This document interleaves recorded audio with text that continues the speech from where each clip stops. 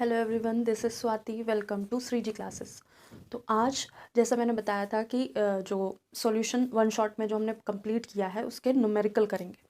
ठीक है, तो न्यूमेरिकल करने से पहले एक छोटा सा टॉपिक उस शॉट में रह गया था कि सॉल्युबिलिटी क्या होती है। तो सॉल्युबिलिटी एक पर्टिकुलर अमाउंट का सॉल्वेंट में किसी सब्सटेंस का कितना डिज़ोल्व हो सकता है। तो किसी सब्सटेंस कोई सब्सटेंस है, वो स्पेसिफिक टेम्परेचर पे किसी भी सॉल्वेंट के अंदर कितना मिक्स हो सकता है, ये है सॉल्युबिलिटी। ठीक है, तो अब दो तीन मतलब अभी लिखवा दूंगे कि सॉल्युबिलिटी क्या है, उसकी डेफिनेशन।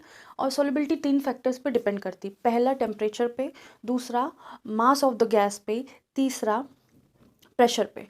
तो जो सॉल्युबिलिटी है, अगर मास इंक्रीज करा जाएगा तो सॉल्युबिलिटी इंक्रीज करेगा, क्योंकि सॉल्युबिलिटी डायरेक्टली प्रोपोर्शनल होती है गैस के। अगर टेम्परेचर इंक्रीज किया जाएगा तो सॉल्युबिलिटी ऑफ गैस डिक्रीज करेगी, क्योंकि इन्वर्सली प्रोपोर्शनल होगी। जैसे ही टेम्परेचर हम बढ़ाएंगे तो जो गैस लिक्विड में है, क्योंकि हम बात कर रहे थे गैस इन लिक्विड की ही बात कर रहे थे, तो क्या था कि जो गैस है वो हमारे सॉल्वेंट में कितनी मिक्स हुई है, इसकी बात हो रही थी। तो जब हम टेम्परेचर बढ़ा देंगे, जब टेम्परेचर बढ़ा रहे हैं, तो वो गैस जो डिज़ोल्व हुई थी सॉल्वेंट के अंदर वो निकलना बाहर शुरू हो जाएगी।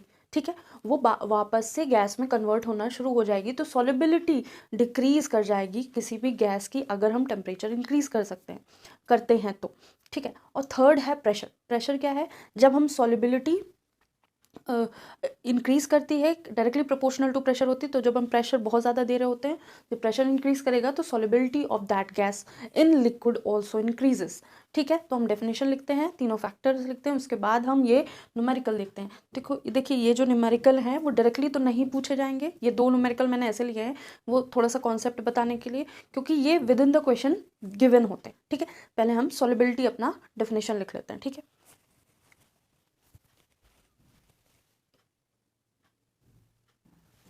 तो ये है हमारी सॉल्युबिलिटी की डेफिनेशन, और सॉल्युबिलिटी की डेफिनेशन हम कर लेते हैं। तो solubility of a substance is its maximum amount. जो किसी भी सब्सटेंस की सॉल्युबिलिटी है वो उसकी मैक्सिमम अमाउंट है, that can be dissolve in a specific amount of solvent. एक पर्टिकुलर अमाउंट ऑफ सॉल्वेंट में जो कोई सब्सटेंस कितना मिक्स हो सकता है एट स्पेसिफिक टेम्परेचर, एक पर्टिकुलर टेम्परेचर पे। तो ये क्या है, सॉल्युबिलिटी। सॉल्युबिलिटी डिपेंड करती है नेचर ऑफ सॉल्यूट पे, सॉल्वेंट पे, टेम्परेचर पे एंड प्रेशर पे। जो सॉल्युबिलिटी है वो टेम्परेचर, प्रेशर, सॉल्वेंट और सॉल्यूट सब पे डिपेंड करती है। ठीक है, तो अब जब सॉल्वेंट की बात करते हैं तो उसी को बोल देते हैं सॉल्युबिलिटी डिपेंड्स ऑन KH। ठीक है, अब ये बात करेंगे जो हेनरीज लॉ में KH यूज़ हुआ था वो सॉल्वेंट पे डिपेंड था। वैसे ही सॉल्युबिलिटी भी KH पे डिपेंड करेगी, क्योंकि वही कॉन्सेप्ट थोड़ा थोड़ा यहाँ से वहाँ पे मैच कर रहा है। अभी क्या है, फैक्टर्स अफेक्टिंग सॉल्युबिलिटी।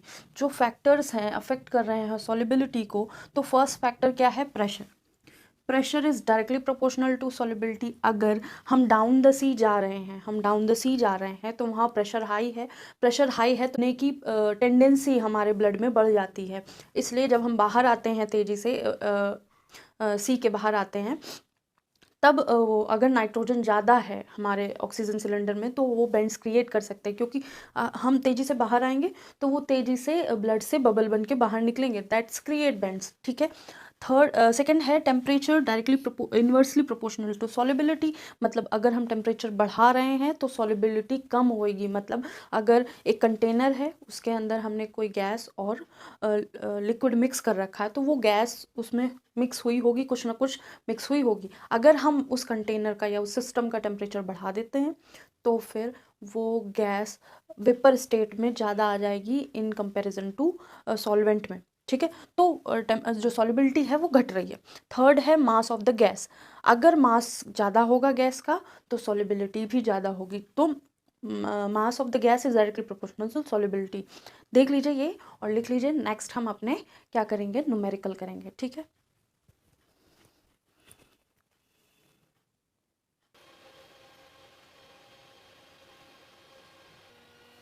तो ये हमारा क्वेश्चन, फॉर्मूला लिख लिया हमने। तो क्वेश्चन क्या है, 10% glucose in water by mass.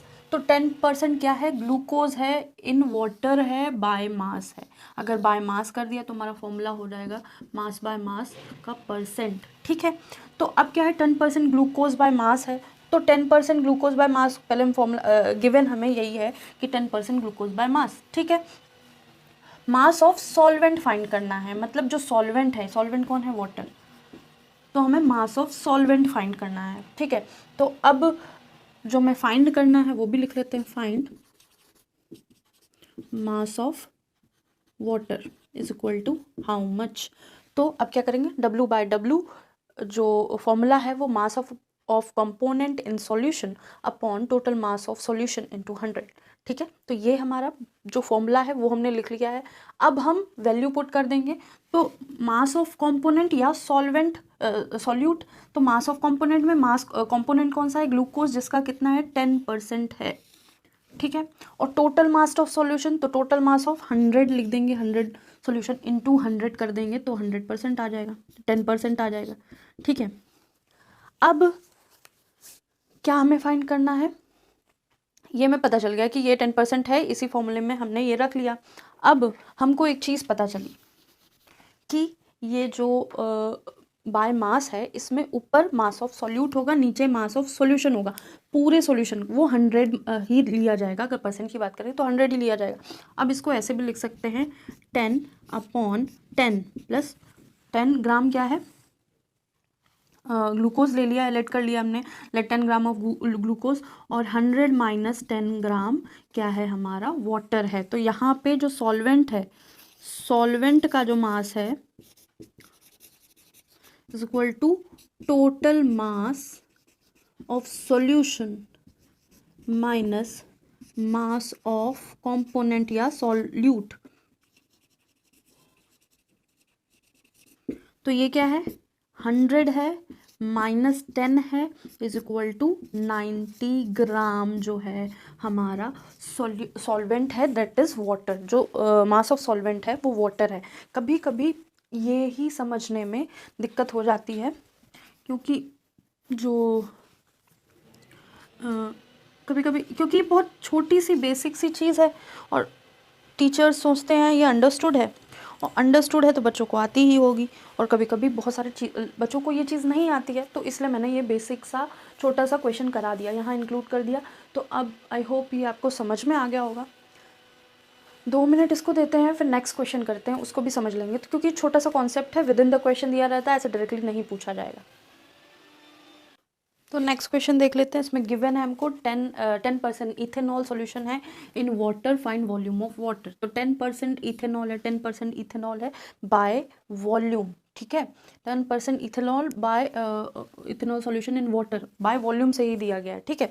अब क्या है, जब बाय वॉल्यूम दिया गया तो volume of solute upon total volume of solution, जो 10% दिया गया है उसमें जो न्यूमरेटर है वो रिप्रेजेंट करता है सॉल्यूट का परसेंटेज या अमाउंट, अपॉन जो डिनोमिनेटर है वो रिप्रेजेंट करेगा टोटल अमाउंट ऑफ सॉल्वेंट इसमें, ठीक है। तो यहाँ पे जो वॉल्यूम ऑफ वाटर हो जाएगा वो पूरा 100 ml हो जाएगा, लेकिन यहाँ पे क्या होगा, यहाँ पे पूरा 100 नहीं होगा वो, क्योंकि मास में गिवन है ना, तो मास में मास मिक्स किया गया तो मास बढ़ गया, ठीक है। और इसमें क्या है,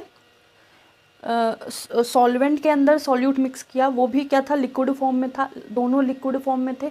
तो लिक्विड, जैसे लिक्विड फॉर्म है तो लिक्विड फॉर्म के मॉलिक्यूल के अंदर भी थोड़ी थोड़ी स्पेस है, और वो स्पेस जो है वो कवर अप हो गई है पूरी, मतलब कहीं ना कहीं जाके वो उसी इंटरस्टिशियल स्पेसेस में जो इथेनॉल के मॉलिक्यूल हैं वाटर के अंदर ही कहीं जाके मिक्स हो गए, तो उसका ओवरऑल वेट बढ़ सकता है, लेकिन वॉल्यूम उतना नहीं बढ़ा है।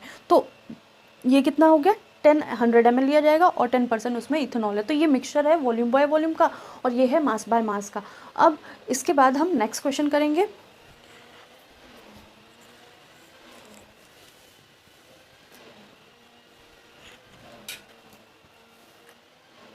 तो नेक्स्ट क्वेश्चन है नेक्स्ट फॉर्मूले पे, तो वो क्या था, यहाँ है 2 moles of glucose present in 8 moles of water, find mole fraction of water and glucose respectively. तो मोल फ्रैक्शन पे ये फॉर्मूला है, सॉरी क्वेश्चन है। तो मोल फ्रैक्शन का फॉर्मूला क्या था, जिस मोल का हमें फ्रैक्शन निकालना था उसके number of moles upon total number of moles. तो हम पहले किसका निकाल लेते हैं, 2 मोल्स ऑफ ग्लूकोज हैं तो mole fraction of glucose equal to number of moles of glucose upon number of moles of glucose plus number of moles of water. ठीक है, तो अब हमें क्या गिवन है, 2 मोल्स ऑफ ग्लूकोज, तो n ग्लूकोज की वैल्यू 2 है और n वाटर की वैल्यू 8 है। तो ये गिवन है नंबर ऑफ n, ये गिवन है तो हम लिख सकते हैं डायरेक्ट भी, ऐसे छोटा सा क्वेश्चन है। ठीक है, नंबर ऑफ ग्लूकोज क्या है, number of moles of glucose 2 upon 2 plus 8, तो कितना हो गया 2/10, तो 0.2 है। जो मोल फ्रैक्शन है ग्लूकोज का वो 0.2 है। ठीक है, क्योंकि फ्रैक्शन है कोई यूनिट नहीं होगी। नेक्स्ट हम वाटर का निकालेंगे। वाटर का अगर हमें निकालना है तो इसी फॉर्मूले से भी निकाल सकते हैं, और दूसरा एक ये है कि mole fraction of water is equal to 1 minus mole fraction of glucose, क्योंकि हमको पता है कि मोल फ्रैक्शन ऑफ जो सम है मोल फ्रैक्शन का of different solution and different solute and solvent का, या बोल सकते हैं जो मोल फ्रैक्शन है पर्टिकुलर किसी चीज़ का किसी भी सब्सटेंस में, तो जो ओवरऑल उसका सम होगा वो 1 के बराबर है। तो mole fraction of water plus mole fraction of glucose is equal to 1 है, तो उसी फॉर्मूले को हमने रीअरेंज कर लिया। तो हमको ग्लूकोज का पता है 1 माइनस 0.2, तो जो मोल फ्रैक्शन ऑफ वाटर है तो 0.8 हो गया। ये है छोटा सा न्यूमेरिकल मोल फ्रैक्शन के ऊपर। सेकेंड वाला थोड़ा सा लेंदी है लेकिन हम उसको बहुत अच्छे से करेंगे क्योंकि उसमें थोड़ा सा चीज़ें चेंज करी गई, डायरेक्टली नहीं पूछा गया है। ठीक है, अब हम नेक्स्ट क्वेश्चन करते हैं। नेक्स्ट क्वेश्चन में क्या है, calculate mole fraction. Mole fraction उसमें भी पूछा गया है ऑफ इथाइलिन ग्लाइकोल, ग्लाइकोल का पूछा गया है इन सॉल्यूशन। जो 20% है बाय मास, तो 20% है बाय मास, तो पहले इसी को सॉल्व करते हैं क्योंकि W/W परसेंट कितना दे गया है 20%, तो 20% हमारा क्या होगा C2H6O2, जो इथाइलिन ग्लाइकोल है वही है, और 100 क्या है मास ऑफ सॉल्यूशन। ठीक है, टोटल मास ऑफ सॉल्यूशन, तो यहाँ पे क्या होगा 2 तो हमारा 20, तो वही हो गया 20 ग्राम क्या हो गया हमारा इथाइलिन ग्लाइकोल हो गया, और जो बाकी बचा 80 ग्राम वो क्या है वाटर। अब हम मोल फ्रैक्शन निकाल सकते हैं इथाइलिन ग्लाइकोल का क्योंकि हमें मास पता चल गया। अब जो नेक्स्ट कंडीशन है वो हम क्या बताएंगे, नेक्स्ट हमें मोल्स पता होने चाहिए, number of moles of ethylene glycol and number of moles of water. ठीक है, तो मोल फ्रैक्शन निकालने के पहले नंबर ऑफ मोल्स पता होने चाहिए, तो हमें इथाइलिन ग्लाइकोल के निकाल देते हैं। तो C2H6O2, तो इसका मास कितना होगा, मास अपॉन मोलर मास 20 मास है, मोलर मास C2H6O2 का, कार्बन का हो गया 24, 6 प्लस 2 ऑक्सीजन, तो कितना हो गया इसका mole fraction, sorry molar mass हो गया 62। ये कितना हुआ 16 × 2 32, 6 38 और 24, तो पूरा 32 हो गया, सॉरी 62 हो गया, 20/62। ठीक है, अब 20/62 का फ्रैक्शन इक्वल्स टू कितना हो जाएगा 0.3 के आसपास होगा, तो 0.3 कुछ मान लेते हैं, तो 0.3 है। ठीक है, 3 टाइम्स ही जाएगा। फिर है हमने इथाइलिन ग्लाइकोल का, अब हम number of moles of water निकाल देंगे। H2O is equal to 80/18। 80 क्या है मास ऑफ वाटर, और मोलर मास ऑफ वाटर क्या है 18 है, 2H के 2 + 16 18। ठीक है, अब ये ऑलमोस्ट किसके बराबर होगा, ये 4.4 के बराबर होगा। ठीक है, 4.4 के बराबर होगा mole fraction, sorry moles, number of moles. अब हम मोल फ्रैक्शन निकालेंगे, तो इधर का रब कर देते हैं, नेक्स्ट क्वेश्चन साथ में कर लेते हैं उसी के। तो जो हमें मोल फ्रैक्शन निकालना था, किसका निकालना था, इथाइलिन ग्लाइकोल का निकालना था। ठीक है, तो वो हम निकाल लेते हैं, वाटर की भी निकल जाएगी साथ ही में, कोई बड़ी बात नहीं है। तो क्या है मोल फ्रैक्शन ऑफ C2H6O2। ठीक है, ब्लैक से लिख लेते क्योंकि कुछ लोगों को दिक्कत हो जाती है, रेड से दिखता नहीं। ठीक है, तो x इज इक्वल टू क्या हो जाएगा, number of moles of glycol 0.3 upon number of mole, total number of moles of substance in a solution. तो कितने हैं, 0.3 है ग्लाइकोल का और 4.4 है किसका, वाटर का। तो 0.3 अपॉन 4.7, तो इसको करेंगे तो 47 0.06 के आसपास आ जाएगा, कुछ 0.06 के आसपास। ठीक है, अब हम मोल फ्रैक्शन अगर वाटर का निकालते हैं यहाँ पे, तो 1 मोल फ्रैक्शन ऑफ C2H6O2 कर सकते हैं। ठीक है, तो वो ऑलमोस्ट किसके बराबर आ जाएगा, 1 माइनस 0.06, तो 0.94 के आसपास आ जाएगा। ठीक है, तो ये है हमारा क्या है, हो सकता है इसको आगे और डिवाइड करें तो और आगे आ जाए टर्म, तो इतना ही सफिशिएंट है। तो ये था आंसर। ठीक है, तो कभी कभी ये जो weight by weight, mass volume by volume का जो परसेंटेज है वो with in the question use होता है। ठीक है, तो कभी कभी हमको वो समझने में दिक्कत हो जाती है, तो हम लेट कर लेते हैं, जितना परसेंटेज दिया होता है उतना परसेंटेज हम सॉल्यूट का मान लेते हैं, और जो डिनोमिनेटर में जो मतलब 100 है उसको हम मास ऑफ सॉल्वेंट सॉल्यूशन मान लेते हैं। ठीक है, तो ये है हमारा क्वेश्चन, और हम अब नेक्स्ट क्वेश्चन देखेंगे।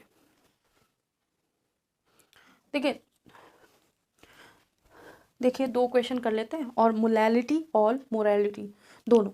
मोलैरिटी क्या होती है, मोलैलिटी क्या होती है, दोनों पे 2 क्वेश्चन कर लेते हैं, फिर यहाँ इस सेशन का एंड करते हैं।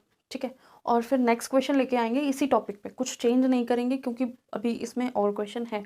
ठीक है, तो ये मोलैरिटी पे क्वेश्चन है। तो find the molarity of the solution containing 5 gram of NaOH। जो हमें सॉल्यूट दिया है वो 5 ग्राम ऑफ NaOH है और 450 ml ऑफ सॉल्यूशन है। ठीक है, तो मोलैरिटी का फॉर्मूला हम पहले समझेंगे। मोलैरिटी का फॉर्मूला क्या होता है, तो molarity is equal to number of moles upon volume in litre. ठीक है, ये है हमारा फॉर्मूला। तो नेक्स्ट, अभी नंबर ऑफ मोल्स हमें पता नहीं है। ठीक है, तो एक और जो फॉर्मूला था वो हम देख लेते हैं, मास upon molar mass of solvent into, क्योंकि ये ml में दिया है तो ml में ही कन्वर्ट करते, 1000 अपॉन वॉल्यूम इन ml। ठीक है, तो ये n का फॉर्मूला है, डिनोमिनेटर में था, ये लीटर में था, तो न्यूमरेटर में हमने 1000 से मल्टीप्लाई कर दिया, इसको अब हम ml में रख सकते हैं। तो हमको गिवन क्या क्या है, अब हम गिवन लिख लेते हैं। ठीक है, गिवन है हमको 5 ग्राम NaOH and 450 ml of solution. तो यहाँ पे वॉल्यूम ऑफ सॉल्यूशन ही लिखता है। ठीक है, तो अब हमारा मोलैरिटी हम डायरेक्ट कैलकुलेट कर लेते हैं। 5 बाय NaOH क्या होता है, NaOH H1O16, तो इसका जो मोलर मास है वो हो जाएगा 40। ठीक है, into 1000 upon volume of solution 450 in ml में है, ये कैंसिल, ये कैंसिल, 2559। ठीक है, तो जो हमारा आंसर आया 0.2 5 बाई 18 0.27 मोलर। ठीक है, और आगे निकाल सकते हैं, मोलर ही बोलते हैं। ठीक है इसको। अब ये हमारा मोलैरिटी का क्वेश्चन, वो है मोलैलिटी का क्वेश्चन। इसके बाद हम क्लास आज यहीं तक रखते हैं और आगे चीज़ें नेक्स्ट में करेंगे। तो मोलैलिटी कर लेते हैं। ठीक है, मोलैलिटी का फॉर्मूला क्या था,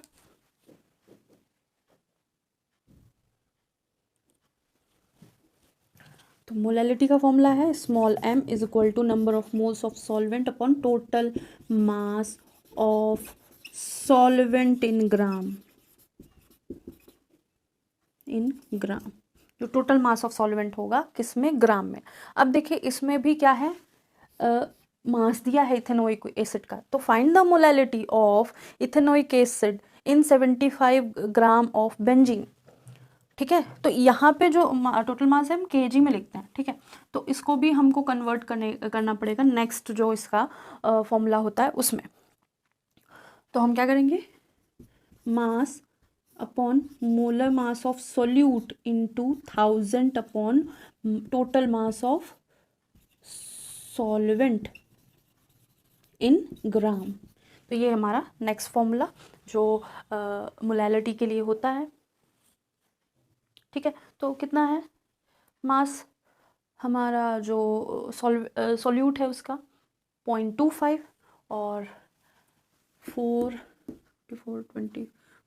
32, तो ये हो गया 2.5 ग्राम अपॉन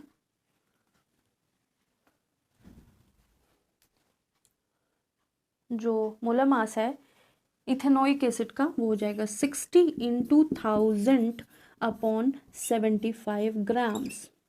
ठीक है, तो हम कट कर लेते हैं अपने हिसाब से।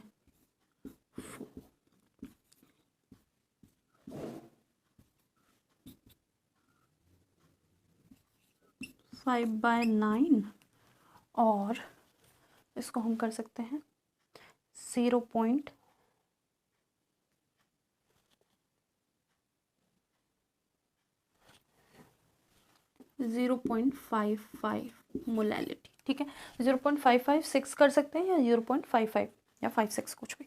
ठीक है, अब ये है हमारे 5-6 जो भी न्यूमेरिकल हुए हैं ये हमने न्यूमेरिकल कर लिए हैं। नेक्स्ट हम नेक्स्ट चैप्टर का 1 शॉट लेके आएंगे और इसके जितने भी न्यूमेरिकल बाकी हैं वो सारे हम करेंगे। ठीक है, आई होप आपको वीडियो समझ में आ रहे होंगे और सारी चीज़ें कॉन्टिन्यूसली समझ में आ रही होंगी। अगर नहीं आती हैं तो आप कमेंट करके पूछ सकते हैं, कोई भी चीज़ कुछ नया पढ़ना हो उसके लिए। और आज के लिए इतना ही। Thank you.